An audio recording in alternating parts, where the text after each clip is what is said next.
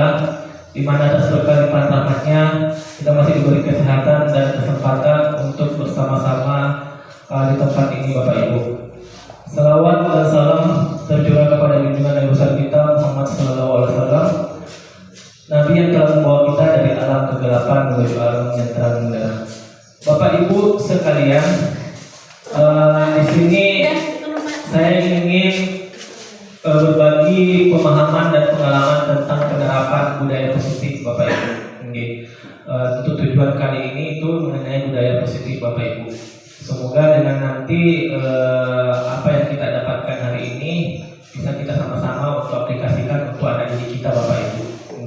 Pada intinya di sini bukan niat untuk menggurui kita semua, Bapak Ibu, biar lebih berpengalaman daripada ulun. Di sini cuma kita mau menyatukan persepsi, dan kebetulan juga dengan apa yang saya prosesi sekarang, Bapak Ibu. Jadi Bapak Ibu di sini akan membahas mengenai berbagi pemahaman dan pengalaman tentang penerapan budaya positif. Nah, selanjutnya di sini sebelum memulai ke materi, saya ingin mengajak Bapak Ibu untuk kita bermain dulu, Bapak Ibu ya. Mungkin ada salah satu orang bisa maju di depan Bapak Ibu. Saya Pak. Ayo Kadek silakan dulu. Untuk tugasnya Ibu Kadek menulis sesuatu yang berharga yang sekarang yang Ibu miliki dan sangat membantu Ibu. Apa kira-kira untuk yang membantu Ibu dalam aktivitas sehari-hari? Terserah, apa saja apa. Boleh. Pokoknya yang membantu kegiatan Ibu dalam kegiatan sehari-hari, tanpa itu Ibu nggak bisa ngapa-ngapain. Ya, silakan Bapak Ibu di kertasnya diambil dan digenggam. Ya, kertasnya diambil dan digenggam. Nah, Bapak Ibu yang lain, silakan Bapak Ibu yang lain berusaha untuk membuka kepalan tangannya Ibu Kadek. Apakah dengan rayuan atau maju ke depan sini? Silakan Bapak Ibu, silakan siapa yang mau, atau paksa dia untuk membuka kepalan tangan tersebut.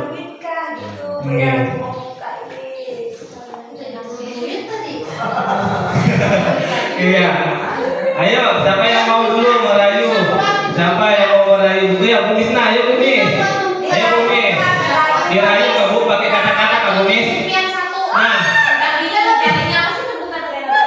Ayo Bu Mis. Nah.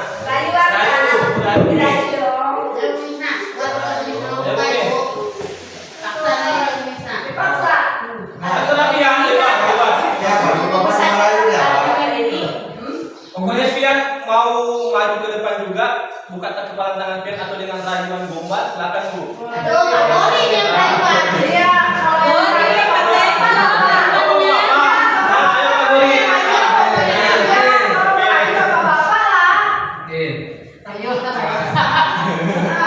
Karena di sini kan berhubung Bu Kadek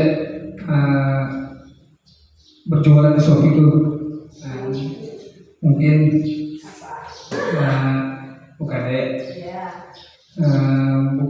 itu kan bisa dibilang menjadi panutan untuk kita semua di sini. Ya, yang namanya panutan itu kan harusnya memiliki hati yang gimana ya, yang luas lah, legowo. Yang namanya legowo kan pasti ada yang namanya kasih sayang kan. Iya. Apalagi kayak saya ini kan baru proses belajar. Ya, tolonglah bantu saya. Membuka kepala.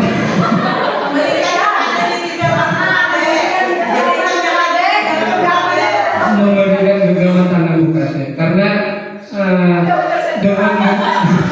dengan genggaman tangan itu kami semua di sini berharap dapat tahu apa isi yang ada di genggaman tangan Bu Kadek. Belum. Oh, belum buka. Oke. Bisa, ya Bu. Jadi gombal Bu, dirayu Kak, siapa Kak?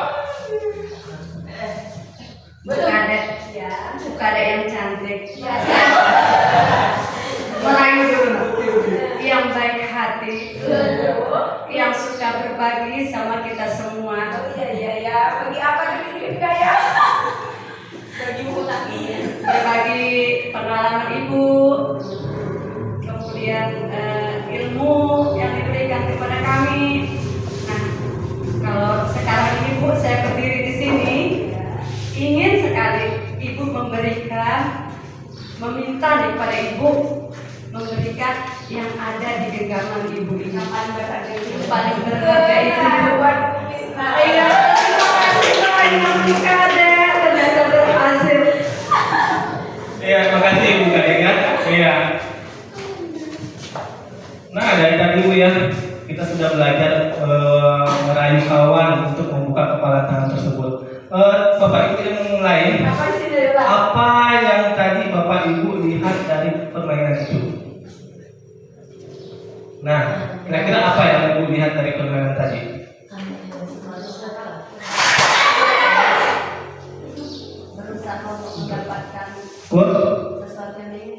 Berusaha untuk mendapatkan sesuatu yang diinginkan. Bu Kadek, saya ingin bertanya tadi yang Ibu tulis apa Bu?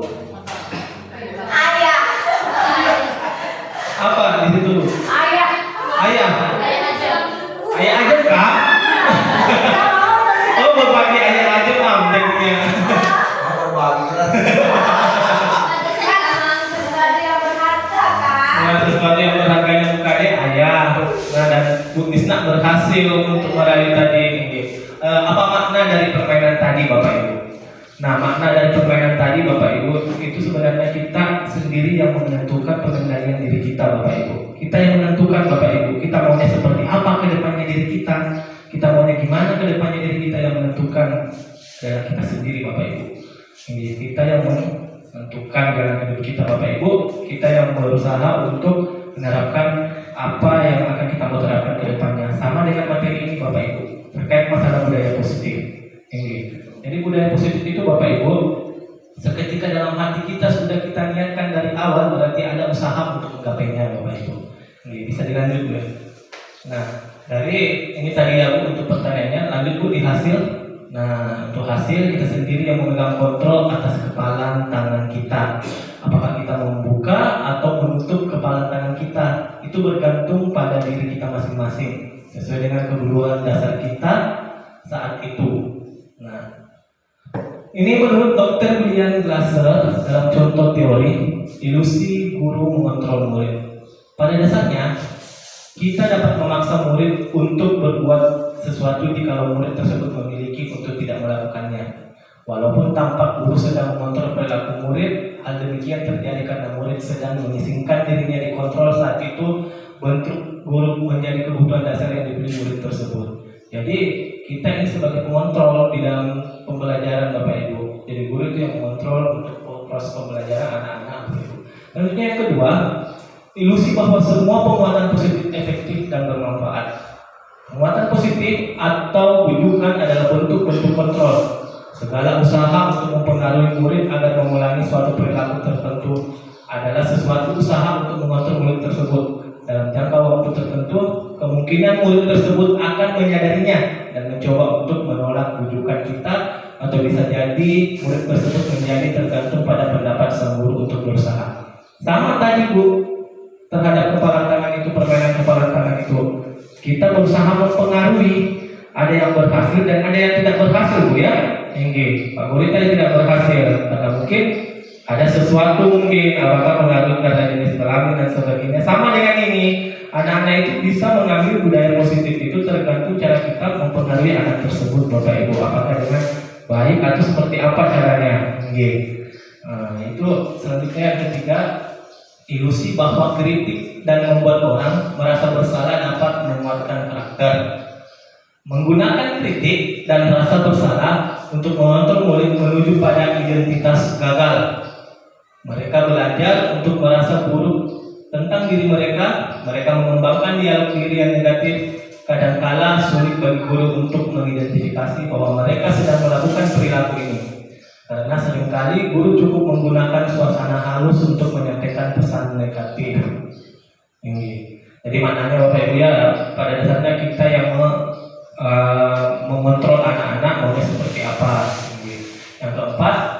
ilusi bahwa orang dewasa memiliki hak untuk memaksa. Banyak orang dewasa yang percaya bahwa mereka memiliki tanggung jawab untuk membuat murid-murid berbuat hal tertentu. Apapun yang dilakukan dapat diterima selama ada sebuah kemajuan berdasarkan sebuah pengukuran kinerja. Pada saat itu pula, orang dewasa akan menyadari bahwa perilaku memaksa tidak akan efektif untuk jangka waktu panjang dan sebuah hubungan permusuhan akan terbentuk. Jadi dalam proses mendidik anak-anak kita, Bapak Ibu, kita nggak boleh memaksa anak-anak kita, kamu harus gini loh, nggak boleh. Nah, kita makanya dalam proses pembelajaran itu atau dalam proses mendidik anak-anak itu dibutuhkan peran kontrol kita sebagai seorang manajer, Bapak Ibu. Kita yang mengontrol anak-anak, kita mau lihat apa sih maunya anak-anak dan dia sendiri yang membangun karakter untuk dirinya sendiri, Bapak Ibu. Kita sebagai guru cuma tinggal menunjukkan jalan yang terbaik untuk mereka. Gitu. Selanjutnya, nah di sini Bapak Ibu, stimulus respon. Bagaimana seorang bisa berubah dari paradigma stimulus respon kepada pendekatan teori kontrol. Ini menurut Stephen R. Covey. Stimulus respon itu realita kebutuhan kita sama. Nah, sedangkan teori kontrolnya realita kebutuhan kita berbeda. Nah, selanjutnya semua orang melihat hal yang sama. Nah, sedangkan teori kontrolnya setiap orang memiliki gambaran berbeda. Selanjutnya kita mencoba mengubah orang agar berpandangan sama dengan kita. Terus teori kontrolnya kita berusaha memahami pandangan orang lain tentang dunia. Perilaku buruk dilihat sebagai suatu kesalahan. Teori kontrolnya semua perilaku memiliki tujuan. Orang lain bisa mengontrol saya, hanya ada yang bisa mengontrol diri Anda. Saya bisa mengontrol orang lain, Anda tidak bisa mengontrol orang lain. Pemaksaan ada pada saat kedudukan gagal. Kolaborasi dan konsekuensi menciptakan pilihan-pilihan baru. Model berpikir menang atau kalah, sedangkan teori kontrolnya model berpikir menang-menang. Nah, saya ingin bertanya kepada Bapak Ibu, apa yang Bapak Ibu lihat dari atas antara perbedaan stimulus respon dengan teori kontrol? Mungkin ada yang bisa menjawab. Stimulus respon itu apa, Bu? Stimulus apa? Nah, bukannya stimulus apa, Bu? Stimulus respon dengan teori kontrol beda, maksudnya di sini beda. Iya. Ya, kalau kita memberikan stimulus respon kepada anak-anak, kebiasaannya kita menganggap bahwa kebutuhan anak-anak itu sama. Iya. Itu kita menganggap oh di kelas ini sama semua nih. Kita nggak tahu bahwa kebutuhan dasar anak itu berbeda. Nah, itu berarti kita memandang bahwa anak-anak itu melalui stimulus respon. Iya. Tapi kalau kita memandang anak-anak itu kebutuhannya berbeda, kita menganggap kita berpandangan kepada teori kontrol. Iya. Seperti itu, Pak. Jadi melihat dari stimulusnya dengan teori dia, dan stimulus itu rangsangan kepada anaknya. Rangsangan kepada anak, kita menganggap bahwa anak itu sama di kelas itu. Iya. Nah, itu namanya stimulus responnya kita itu sama semuanya. Jadi anak-anak kalau bisa semua. Iya. Nah, di teori kontrol ini tidak, dia itu menganggap bahwa semua itu berbeda. Iya. Makanya kita tidak boleh memaksakan anak itu harus bisa dimanfaatkan nih gitu enggak. Iya. Tapi kita hanya bisa menunjuk sampai kemampuannya di mana. Di mana betul ya. Jadi sama, Bu ya. Makanya untuk stimulus respon dan teori kontrol ini, stimulus itu rangsangan kepada anak-anak, Bapak Ibu. Berarti terbalik dengan teori kontrol. Teori kontrol itu kebutuhannya anak-anak dia. Ya, kebutuhan anak-anak kita tahu sendiri itu berbeda-beda. Nah, dan jangankan anak-anak, Bapak Ibu, kita aja kebutuhannya berbeda-beda. Makanya di teori kontrolnya itu mempertegas sebenarnya, Bu ya, untuk apa yang dimaksud dengan apa yang dibutuhkan oleh anak-anak. Jadi seperti itu. Oke, lanjut, Bu. Nah, disiplin positif. Bapak Pendidikan Ki Hajar Dewantara menyatakan bahwa di mana ada kemerdekaan, disitulah harus ada disiplin yang kuat. Sungguh pun disiplin itu bersifat self-disiplin, yaitu kita sendiri yang mewajibkan kita dengan sekeras-kerasnya. Tetapi itu salahnya, sebab jika kalau kita tidak cakap melakukan self-disiplin, wajiblah penguasa lain mendisiplinkan diri kita. Dan peraturan demikian itulah harus ada dalam suasana yang merdeka. Ini menurut Ki Hajar Dewantara, Bapak Ibu, bahwa pembiasaan disiplin itu dimulai dari diri kita sendiri, Bapak Ibu. Dan lambat laun akan apa yang kita tanamkan untuk diri kita, pembiasaan itu anak-anak akan mengikuti, Bu ya, Bapak Ibu ya. Ini makanya berada dari diri kita sendiri, Bapak Ibu. Bisa dilihat.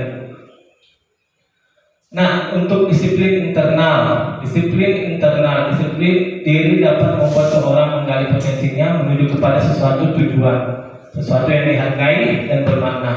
Dengan kata lain, disiplin diri juga memberi bagaimana cara kita mengontrol diri dan bagaimana menguasai diri untuk memilih tindakan yang mengacu pada nilai-nilai yang kita hargai.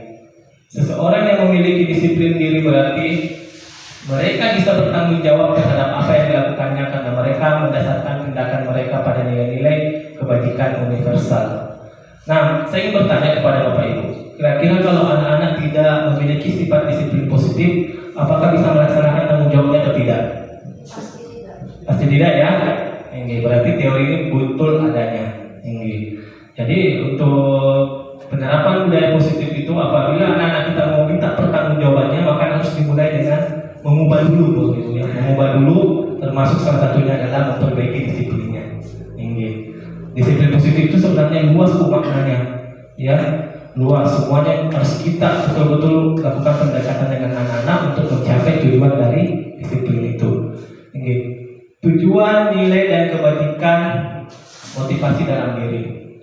Dr. William Glasser pada teori kontrol pada tahun 1994 menyatakan bahwa setiap perbuatan memiliki suatu tujuan, dan selanjutnya Diane Gosen 1998 mengukuhkan bahwa dengan mengaitkan nilai-nilai kebajikan yang diyakini seorang maka motivasi intrinsisnya akan terbangun sehingga menggerakkan motivasi dari dalam untuk dapat mencapai tujuan yang diinginkan. Ini. Jadi nilai-nilai kebajikan. Nilai-nilai kebajikan itu terdiri dari beriman kepada Tuhan, beriman bertakwa kepada Tuhan Yang Maha Esa dan berakhlak mulia, mandiri, bernalar kritis, berkebinekaan global, bergotong royong, kreatif. Ini sudah mengarah ke pemikiran dimensi perubahan doktrin pelajar Pancasila, Bapak Ibu. Pada dasarnya, jika kita sudah berpegang teguh pada profil pelajar dimensi profil pelajar Pancasila itu, insya Allah kita akan menginginkan murid yang kita inginkan, Bapak Ibu. Nah, motivasi perilaku manusia itu ada beberapa motivasinya. Pertama, untuk menghindari ketidaknyamanan atau hukuman. Apa akan terjadi apabila anak saya tidak melakukannya? Yang kedua, untuk mendapatkan imbalan atau penghargaan dari orang lain. Apa yang akan saya dapatkan apabila saya melakukannya? Untuk menjadi orang yang mereka inginkan dan menghargai diri sendiri dengan nilai-nilai yang mereka percaya. Akan menjadi orang yang seperti apabila saya melakukannya. Nah, ini motivasi perilaku pada manusia, Bapak Ibu. Nah, ini restitusi sebuah cara untuk menanamkan disiplin positif pada murid. Mungkin dia baru pertama kali mendengar kata restitusi, Bapak Ibu ya. Nah, restitusi ini sebenarnya pemecahan sebuah masalah, Bapak Ibu. Anak-anak yang memecahkan sendiri apabila ada masalah di sekolah atau pada diri sendiri mereka yang memecahkan dan membuat sendiri komitmen untuk dirinya sendiri, Bu ya. Nah, restitusi adalah proses menciptakan kondisi bagi murid untuk memperbaiki kesalahan mereka sehingga mereka bisa kembali pada kelompok mereka dengan karakter yang lebih kuat. Restitusi juga adalah proses kolaboratif yang mengajarkan murid untuk mencari solusi untuk masalah dan membantu murid berpikir tentang apa seperti yang mereka inginkan dan bagaimana mereka harus memperlakukan orang lain. Restitusi membuat murid menjadi lebih memiliki tujuan disiplin positif dan memulihkan dirinya setelah berbuat salah.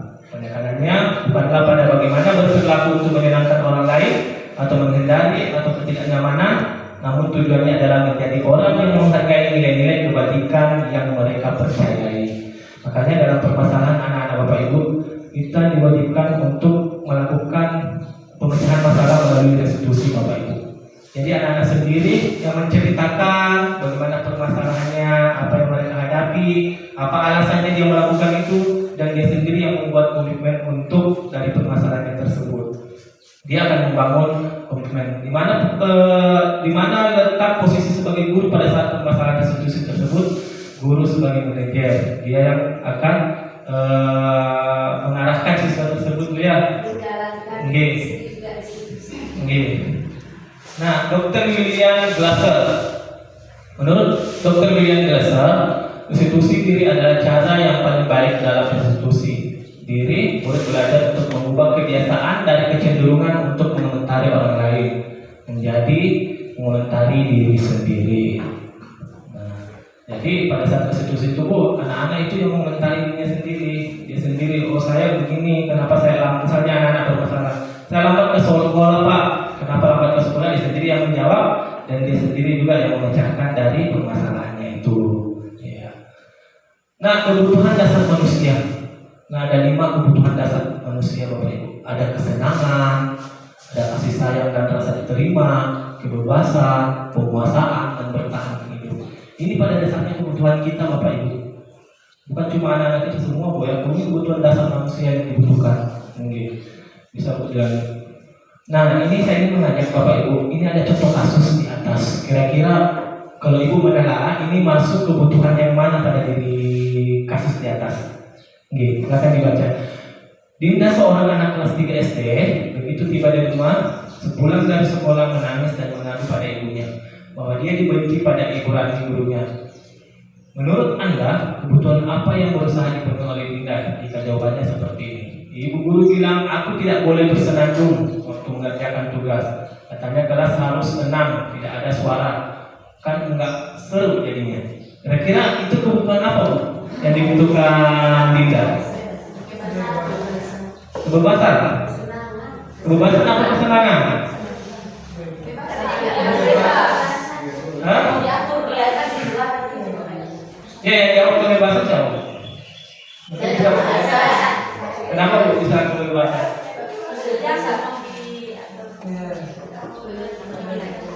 Dia nggak mau diatur.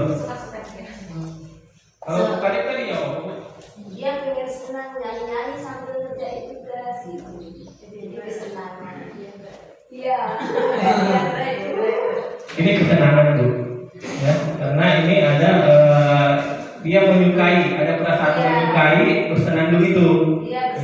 Kemudian tiba-tiba dilarang oleh gurunya. Makanya hak kesenangannya itu, hak menyukainya itu dilarang, makanya dia melanggar hak kesenangan. Lanjut Bapak Ibu, kita lihat lagi. Ibu guru tidak menyapaku hari ini, padahal aku pakai titik lampu baru. Ini apa?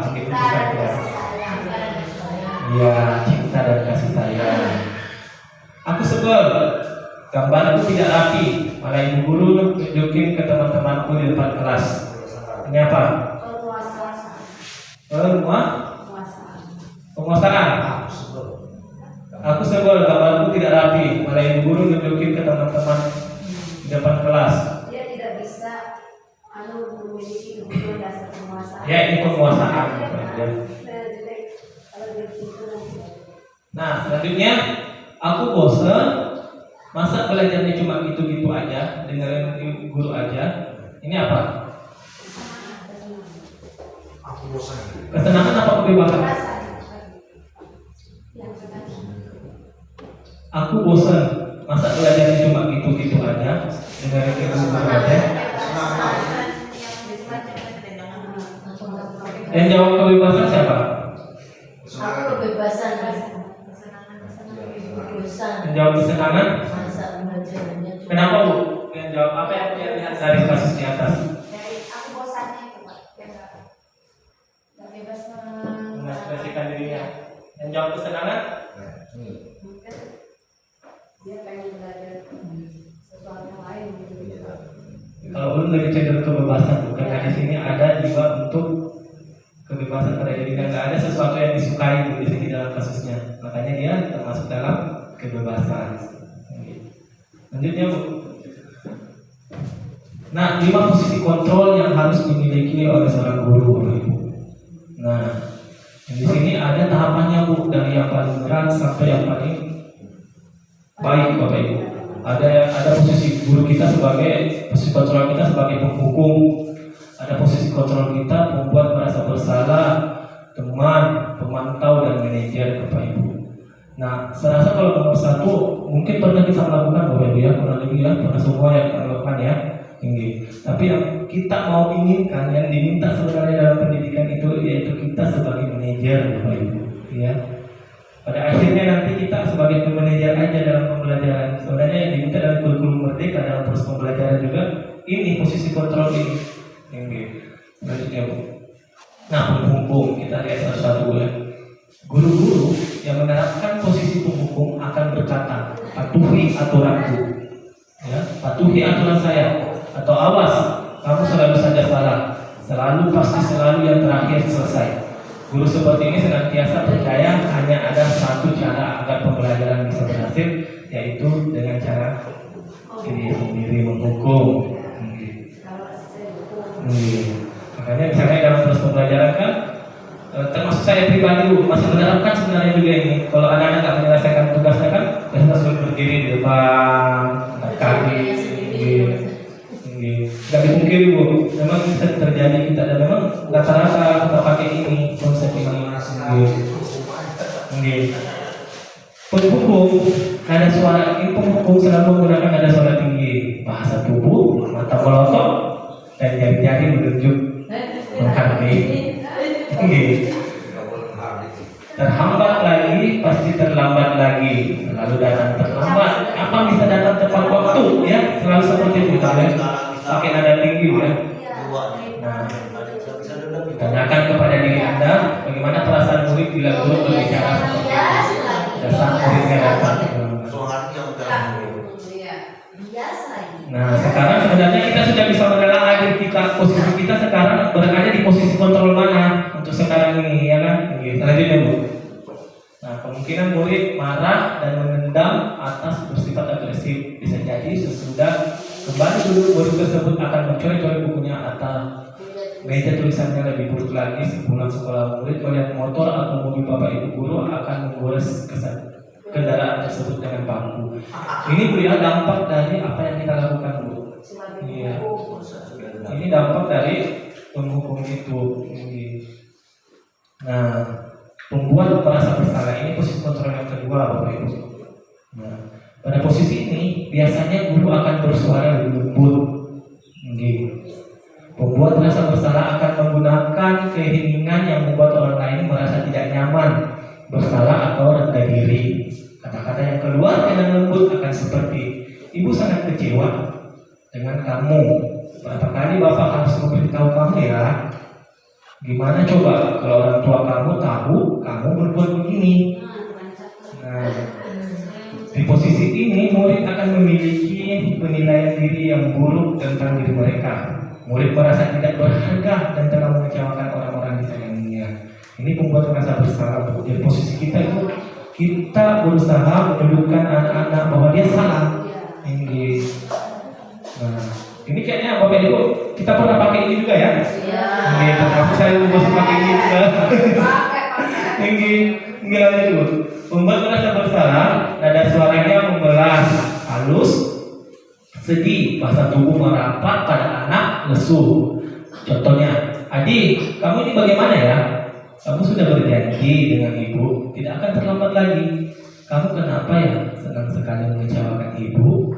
Ibu benar-benar kecewa sekali. Bagaimana perasaan murid bila ditegur seperti cara ini? Nah, ini Bu, dari kasus itu kita melihat, kita memposisikan anak-anak itu bersalah dengan memasukkan diri kita di dalam juga. Bagaimana perasaan ibu? Nah, jadi anak-anak itu merasa bersalah begitu. Nah, hasilnya murid akan merasa bersalah dalam mengecewakan ibu atau bapak gurunya. Murid akan merasa menjadi orang yang gagal dan tidak sanggup membahagiakan orang lain. Kadangkala sikap seperti ini lebih berbahaya dari sikap penghukum karena emosi akan tertanam rapat di dalam. Murid menahan perasaan.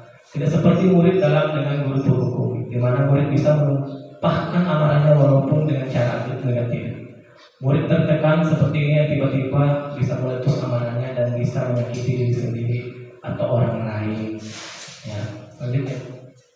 Nah, ini posisi kontrol sebagai teman. Nah, posisi kontrol sebagai teman, guru pada posisi ini tidak akan menyakiti murid, namun akan tetap berupaya mengontrol murid melalui persuasi. Posisi teman, ada guru yang bisa negatif atau positif. Positif di sini berupaya membangun hubungan baik yang terjalin antara guru dan murid. Guru di posisi teman menggunakan hubungan baik dan humor untuk mempengaruhi seseorang. Mereka berkata, ayo bantulah jadi bapak ya. Iya. Ini sudah kita keterangannya agak lebih naik levelnya dibandingkan tadi menghukum sebagai berbuat bersalah. Nah, selanjutnya kita ke teman bapaknya. Nah, tadi contohnya juga, ayo ingat tidak bantuan bapak selama ini. Nah, kita mendekati anak-anak melakukan rangkulan kepada anak-anak. Ya sudah, kali ini tidak apa-apa. Nanti ibu bantu bereskan. Hal negatif dari posisi teman adalah bila suatu saat guru tersebut tidak membantu, maka murid akan kecewa. Ya. Ini murid akan kecewa Bapak Ibu kalau kita memakai posisi ini. Kalau suatu waktu nanti dia membutuhkan kita tidak bersedia membantu, dia akan kecewa. Nah, bisa jadi bahasa yang digunakan, saya pikir Bapak Ibu teman saya. Nah, dia menganggap kita sudah sebagai teman. Nah, makanya ini sebenarnya tepat sih Bu, tapi jangan seringkali digunakan. Ada waktu-waktunya tertentu. Murid merasa dikecewakan dan tidak mau lagi berusaha. Hal yang lain mungkin timbul adalah murid hanya akan bertindak untuk guru tertentu dan tidak untuk guru lainnya. Murid akan tergantung pada guru tersebut. Teman. Nah, kalau sebagai teman itu nada suaranya ramah, akrab, dan bercanda bahasa tubuh, merapat pada murid, mata dan senyum jenaka. Nah, contoh kasusnya, Adi, ayolah bagaimana sih kamu? Kemarin kamu sudah janji ke bapak bukan? Kenapa terlambat lagi? Sambil tertawa ringan. Ya, sudah tidak apa-apa, duduk dulu sana. Nanti Pak Guru bantu kamu. Ini sambil tersenyum-senyum. Bagaimana perasaan murid dengan sikap guru seperti ini? Nah, bagaimana murid? Gimana kira-kira? Murid senang ya? Karena kita melakukan pendekatan ya? Iya. Nah, hasilnya murid akan merasa senang, akrab dengan guru lain.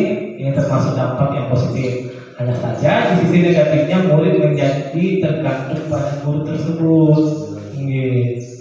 Terus yang kedua, bila ada masalah, dia merasa bisa mengandalkan guru tersebut karena sudah membantunya, sudah dianggap kawan, Bapak Ibu. Nah, akibat lain dari posisi teman, Adi hanya akan berbuat sesuatu bila yang menyuruh adalah guru tersebut dan belum tentu berlaku yang sama dengan guru atau orang lain. Saya juga merasakan sebenarnya Bapak Ibu. Nah, ini guru sebagai posisi kontrol pemantau. Pemantau artinya memantau berarti mengawasi. Pada saat kita mengawasi, kita bertanggung jawab atas perilaku orang-orang yang kita awasi. Posisi pemantau berdasarkan peraturan-peraturan dan konsekuensi. Dengan menggunakan sanksi atau konsekuensi, kita dapat memisahkan hubungan pribadi kita dengan murid sebagai seseorang yang menjalankan posisi pemantau.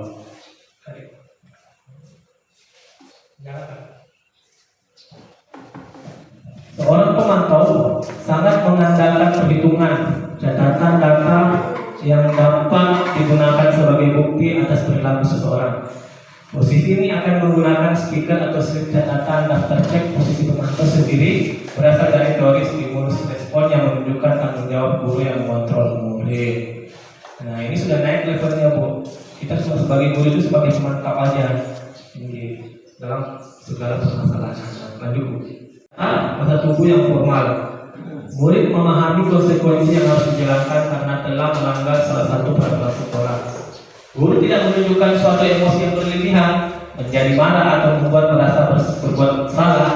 Murid tetap dibuat tidak nyaman, yaitu dengan harus tinggal kelas pada waktu jam istirahat dan mengerjakan tugas. Guru tetap harus memantau murid pada saat mengerjakan tugas di jam istirahat karena murid tidak bisa tinggal seorang diri. Nah, ini Bu harapan kita sebenarnya. Kita sebagai guru itu sebagai posisi manajer. Ya, kalau posisi manajer tahu kan Bapak Ibu manajer itu apa kan? Nah, posisi di mana guru berbuat sesuatu bersama dengan murid, mempersilahkan murid mempertanggungjawabkan perilakunya, mendukung murid agar dapat menemukan solusi atas permasalahannya sendiri. Nah, misalnya contoh anak-anak berbuat salah, kalau kita pakai posisi ini Bapak Ibu ya. Nah, kita sendiri yang meminta anak itu menceritakan permasalahannya apa yang dihadapi. Dia sendiri juga yang membangun komitmen untuk menyelesaikan masalahnya. Kita cuma mengontrol aja Bapak Ibu. memiliki keterampilan di posisi teman maupun pemantau, dan dengan demikian bisa jadi waktu tertentu kembali kepada kedua posisi tersebut bila diperlukan. Namun, bila kita menginginkan murid-murid kita menjadi manusia yang merdeka, mandiri dan bertanggung jawab, maka kita perlu mengacu kepada restitusi yang dapat menjadikan murid kita seorang manajer bagi dirinya sendiri. Di manajer, murid diajar untuk menganalisis kebutuhan dirinya maupun kebutuhan orang lain. Di sini penekanan bukan pada kemampuan membuat konsekuensi, namun dapat berkolaborasi dengan murid bagaimana memperbaiki kesalahan yang ada. Jadi anak-anak sendiri yang membangun menyelesaikan masalahnya. Kita sebagai guru untuk mengarahkan aja, itu manajer Bu ya. Sama dengan manajer di perusahaan Bapak Ibu. Maunya pendidikan itu seperti itu harapannya ke depannya ya. Kita bertindak sebagai manajer. Seorang manajer akan berkata, ini contoh ya, apa yang kita yakini, kembali keyakinan kelas. Nah makanya pentingnya sebelum pembelajaran itu di budaya positif itu ada pembuatan keyakinan kelas dulu Bapak Ibu ya. Anak-anak sendiri yang membuat aturannya Bapak Ibu. Aturan di kelasnya seperti apa? Makanya ditulis. Nanti misalnya contoh anak-anak, kamu maunya gimana aturannya kelas? Gak boleh makan dalam kelas. Silakan tuangkan di situ dan ditempel dan disepakati sama-sama. Nah, ketika kita sudah menerapkan itu, sejatinya kita sudah menerapkan posisi manajer Bapak Ibu. Sudah pelan-pelan mengikuti posisi manajer. Nah, makanya nanti pada saat mereka berbuat salah, kita akan menanyakan keyakinannya itu. Kenapa kamu melanggar keyakinan itu? Apakah kamu meyakininya? Jika kamu meyakininya, maka kamu bersedia memperbaikinya. Makanya penting di awal-awal tahun pelajaran baru ya, ini mumpung mendekati Bapak Ibu. Penting di awal-awal kita buat keyakinan kelas dulu untuk anak-anak peraturan kelas. Nah, misalnya peraturan keyakinan kelas 4A, maunya seperti apa sih? Nah silakan, kita nggak usah menuangkan di situ aturan-aturan, biar aja anak-anak membuat aturan sendiri. Nah nanti kalau ada anak yang melanggar, kita kembalikan ke keyakinan mereka yang mereka buat. Nah jika kamu memperbaiki ini, hal ini menunjukkan apa tentang dirimu, apa rencana kamu untuk memperbaiki hal ini. Tugas seorang manajer bukan untuk mengatur perilaku seseorang. Kita membimbing murid untuk dapat mengatur dirinya. Seorang manajer bukannya memisahkan murid dari kelompoknya, tapi mengembalikan murid tersebut ke kelompoknya dengan lebih baik dan kuat. Itu tujuannya Bu ya. Lanjut Bu. Tujuan akhir dari 5 posisi kontrol seorang guru adalah pencapaian posisi manajer, di mana posisi ini murid dapat menjadi pribadi yang mandiri, merdeka, bertanggung jawab atas segala perilaku dan sikapnya, yang pada akhirnya dapat menciptakan lingkungan yang positif, nyaman, dan aman. Ya, ini nanti akan kita pelan-pelan akan kita sama-sama untuk terapkan Bu, posisi manajer ini. Dan Ulun juga merasa Bu, Ulun belum bisa memakai posisi manajer ini, dan Ulun merasa diri Ulun masih berada di posisi berbuat bersalah. Belum bisa juga ini. Makanya Ulun sambil jujur. Manajer akan menggunakan nada suara tulus, bahasa tulus tidak kaku, mendekat kepada murid. Ini kembalinya intinya Bu, kita berpihak kepada murid itu aja intinya. Tujuan dari Ki Hajar Dewantara, pendidikan Ki Hajar Dewantara dulu intinya berpihak kepada murid. Selanjutnya Bu. Nah contoh kasus Bu. Adi, apakah kamu mengetahui jam berapa sekolah dimulai? Adi menjawab, tahu Pak, jam 7.00. Ya jadi kamu terlambat. Kira-kira bagaimana kamu akan memperbaiki masalah ini? Saya bisa menanyakan teman saya Pak untuk mengejar tugas yang tertinggal. Baik, itu bisa dilakukan. Apakah besok akan ada masalah kamu agar bisa hadir tepat waktu ke sekolah? Tidak Pak, saya bisa hadir tepat waktu. Baik, saya hargai usahamu untuk memperbaiki dirimu. Bagaimana tentang murid tersebut? Ini Bu, kelihatan sudah di sini posisi manajernya. Ya, dia menceritakan masalahnya, dia juga yang membuat komitmen untuk memperbaikinya. Nah itu harapan kita ke depannya. Nah hasilnya fokus ada pada murid, bukan untuk membahagiakan guru atau orang tua. Murid sudah mengetahui adanya suatu masalah dan sesuatu perlu terjadi. Bila guru mengambil posisi pemantau, guru akan melihat apa konsekuensinya, apa peraturannya. Pada posisi manajer, guru akan mengembalikan tanggung jawab kepada murid untuk mencari jalan keluar permasalahannya, tentu dengan bimbingan guru. Nah ini Bu, silakan kita bisa lihat ini. Bu, sambil kita lihat Bu ya.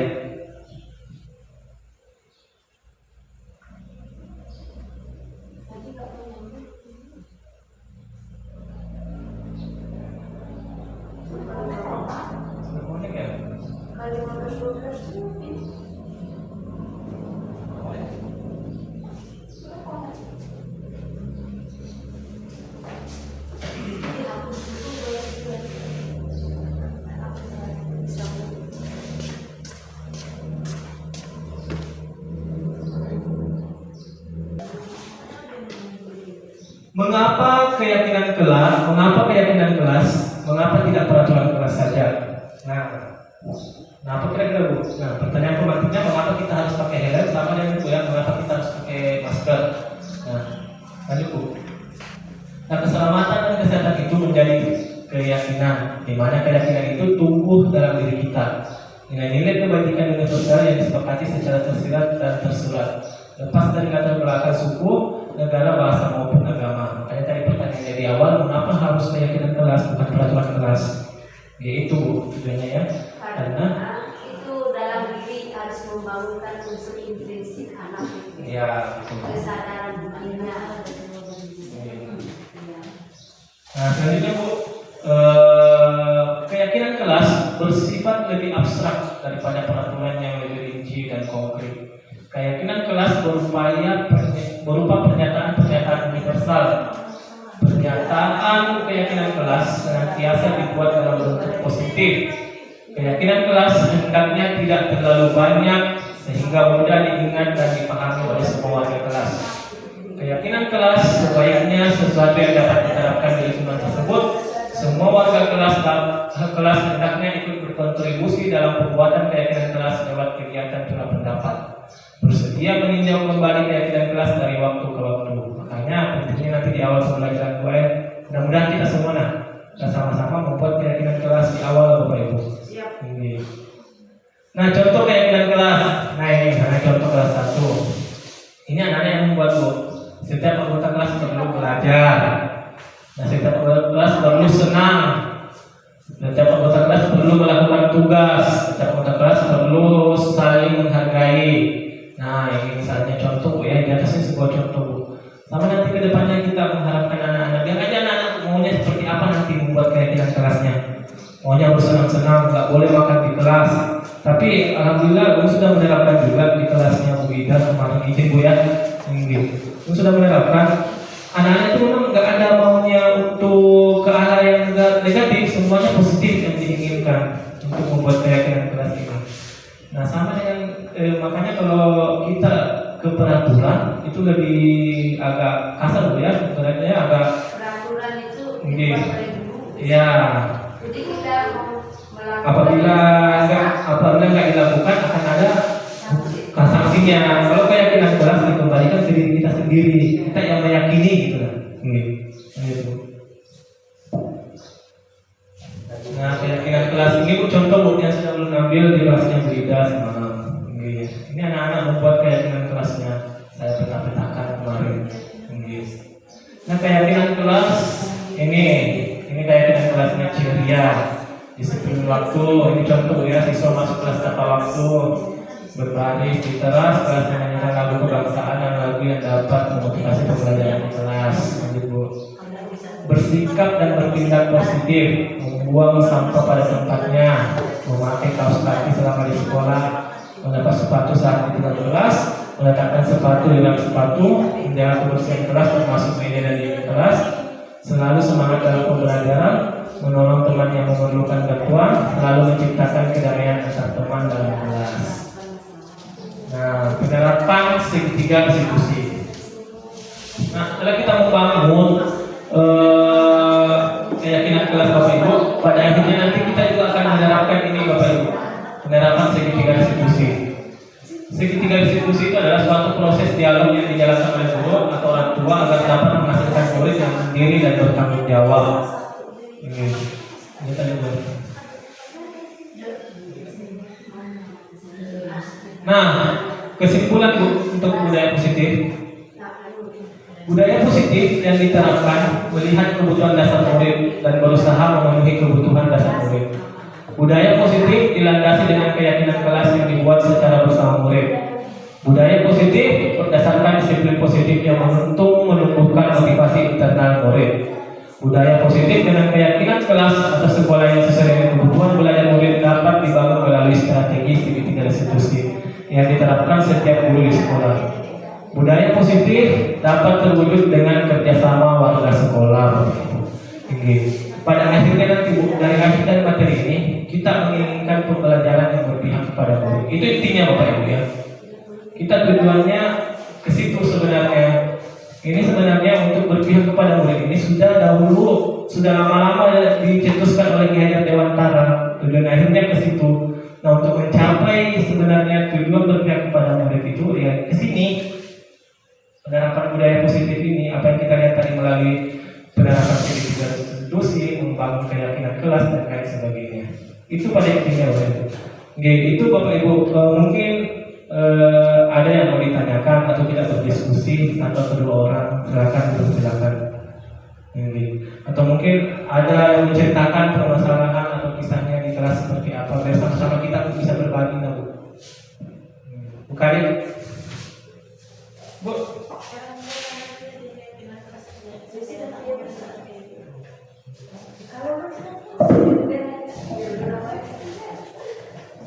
Jadi gini Pak Adi, cara membuat keyakinan kelas itu, di situ kan anak kita minta menulis masing-masing. Nah, apa yang menurutnya yang harus dilakukannya ketika itu dilanggar, mungkin dia akan mendapatkan konsekuensi dari dirinya sendiri lah istilahnya. Nah, ada beberapa kan biasanya sama tuh yang ditulis anak. Nah, yang kita tulis di dinding itu kan biasanya kita simpulkan dulu jadi satu, apa itu kesepakatan kelas anak tadi satu-satu kita tempelkan di mading tadi aja bahwa itulah janji dirinya masing-masing. Nah, kalau misalkan kita simpulkan dari beberapa tadi, mungkin ada juga di situ yang itu lain kesepakatanku kemarin. Nah, berarti aku tidak terima kalau aku dilakukan yang seperti ini karena aku tidak merasa menyepakati itu misalnya. Nah, atau bagaimana caranya? Mohon kami dibimbing untuk membuat itu tadi. Oke.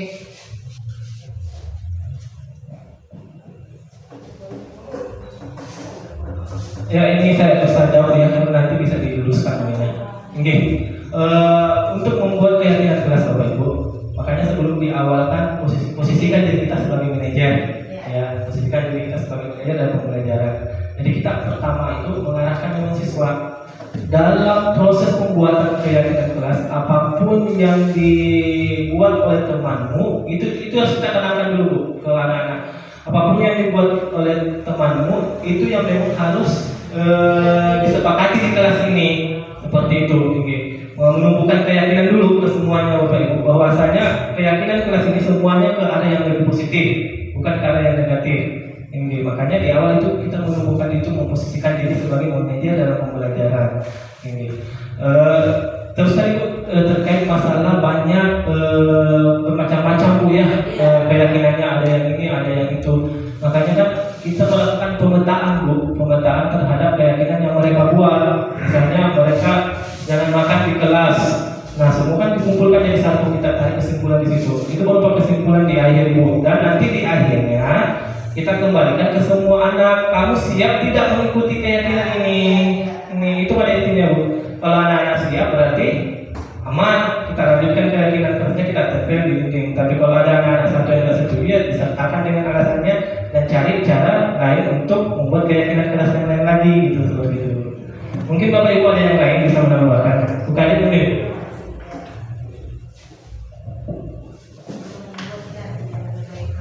Terima kasih Pak atas kesempatannya. Di sini mungkin saya menambahkan sedikit. Untuk membuat keyakinan kelas itu Bu, per poin banyak poinnya nggak apa-apa gitu. Yang penting nggak sama. Misalnya si A bilang jangan berlari di kelas. Terus si B bilang jangan main bola di kelas, kan seperti itu banyak tuh. Misalnya satunya bilang harus pakai kaos kaki di kelas.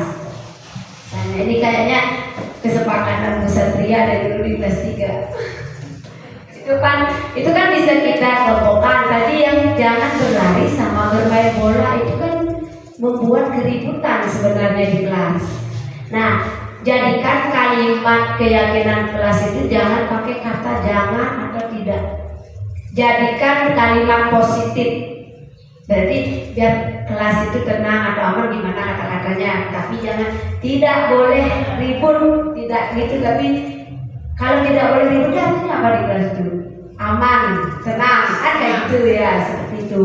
Jadi pada saat membuat keyakinan kelas itu usahakan kalimat negatif berubah menjadi kalimat positif. Ya, seperti itu. Terus apapun yang dibuat anak, buat semuanya Bu. Yang penting poin 1 tidak sama maknanya dari poin 2, seperti itu. Nah, jadi memang setelah dibuat seperti itu, kita yakini, kita sepakati bersama kalau ini adalah semua hasil dari keyakinan yang dia buat dan harus dilaksanakan. Dan juga kita beri kalau tidak dilaksanakan konsekuensinya seperti apa gitu. Boleh, tapi tidak usah ditempel di situ Bu. Itu nanti berdasarkan masing-masing murid individu maunya. Kan anak itu maunya berbeda-beda. Misalnya kalau dia terlambat, konsekuensi dia itu apa? Kalau sesuai pas dia terlambatnya pelajaran olahraga, dia berarti disuruh Bapak Ardi keliling lapangan 2, benar? Karena berhubungan dengan pelajaran olahraganya, gitu Bu. Tapi kalau pada saat itu dia terlambat pelajaran bahasa Indonesia, biar suruh berpuisi, boleh konsekuensinya. Jangan memberi konsekuensi itu beda dengan hukuman. Kalau hukuman misalnya suruh berdiri, menghukumkan, tidak ada hubungan dengan materi yang akan diajarkan, itu hukuman. Tapi kalau kita menyuruh dia sesuai dengan pelajaran, itu konsekuensi. Seperti itu. Mungkin itu saja yang dapat saya sampaikan. Terima kasih. Mohon maaf jika ada kesalahan kata. Ya, Bapak Ibu yang lain, adakah lagi yang mau ditambahkan? Bu Nur mungkin? Ada Bu? Oke. Jadi pada intinya Bu, pada akhirnya nanti kembali mengulang harapan kita keberpihakan kepada murid. Dan kita berperilaku sebagai seorang manajer. Intinya kita jangan menghukum anak-anak, tapi lebih tepatnya memberi konsekuensi atas perilaku yang mereka lakukan. Nah, itu aja Bapak Ibu mungkin yang bisa saya sampaikan. Lebih dan kurangnya mohon dimaafkan. Sedikit ada kata motivasi buat kita semua. Doktrin dirimu mengingat kebesaran ilahi, niscaya kekuatan itu akan datang dan membakar semangatmu. Wabillahi taufiq wal hidayah. Assalamualaikum warahmatullahi wabarakatuh dan selamat siang.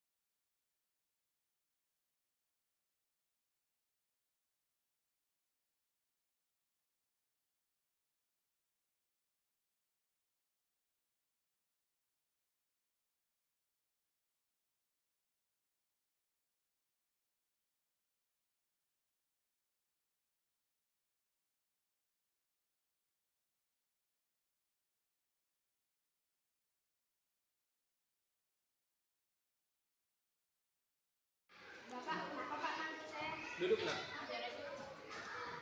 Tahu tidak kenapa Bapak manggil kamu?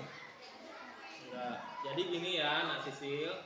Tadi Bapak perhatikan kamu pada saat jam pelajaran penjas Bapak, kamu nggak ada. Jadi kamu kemana pada saat pelajaran penjas Bapak itu? Saya di kelas nggak tidur. Kamu di kelas tidur. Kok bisa tidur? Saya tadi malam begadang main HP Pak, jadi kurang tidur. Jadi kamu begadang tadi malam. Kira-kira menurut kamu Nak, itu hal yang baik apa enggak? Di jam sekolah kamu nggak ikut pelajaran bapak, terus kamu tertidur di dalam kelas, itu baik apa enggak? Tidak. Seharusnya gimana kamu? Tidur cepat dan tidak begadang. Nah, tidur cepat. Jadi kamu harus tidur cepat. Jadi seperti ini nak. Dari awal kamu tadi bapak absen, nggak ada kamu, seharusnya meskipun kamu nggak ikut pembelajaran penjas atau sakit kepala atau gimana sakit nggak pelajaran penjas, kamu harus melapor ke bapak dulu, ya. Jadi seperti ini Pak, mohon maaf hari ini saya nggak masuk, soalnya saya sakit kepala. Harus ada laporan ke bapak. Jadi kalau kamu nggak ada laporan, kamu di kelas aja, itu nggak bagus, ya. Jadi seperti itu nak ya. Ya, jadi kedepannya kira-kira kamu maunya seperti apa supaya untuk pembelajaran penjas terus dan memperoleh nilai yang maksimal. Tidak begadang main HP, tidur. Tidak begadang main HP dan tidur lebih cepat. Ya, jadi bapak pegang ya kata-kata kamu ya. Apa yang kamu sampaikan hari ini bapak pegang ya. Nah, harapan bapak semoga kedepannya kamu itu pembelajaran penjas bapak lagi ya. Ya, nggak ada lagi nggak masuk, paham ya? Ya, oke. Jadi seperti itu nak ya. Ya, hari ini bapak pegang apa yang kamu akan sampaikan, bapak pegang. Semoga nggak terulang lagi. Oke. Ya.